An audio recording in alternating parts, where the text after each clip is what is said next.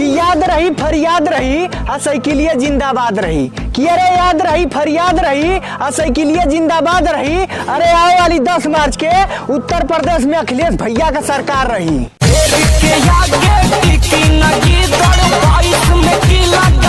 कि बहुत गुंडई करत हुआ बेटा तोहार कुलकड़ भुला जाई।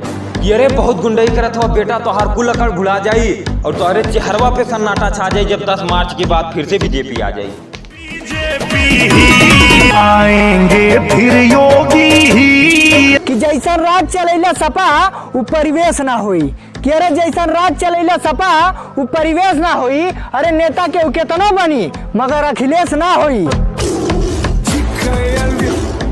कि श्रम कार्ड में पैसा वाता ऐसे किसानों के लिए हमें बड़ा उपकार। अरे श्रम कार्ड में पैसा वाता ऐसे किसानों के लिए हमें बड़ा उपकार। और जनता कब से वेट करती है, अब कब आई फिर से योगी के सरकार।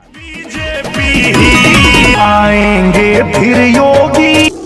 कि सब बटन दबा के मोहर मार देले बा, अब सब पूछा था के सत्ता चलाई हो। अरे सब बटन दबा के मोहर मार देले बा, अब पूछा था के सत्ता चलाई हो। और भैया तनी तू कमेंट करके बतावा 10 मार्च के बाद कौन सरकार आई हो।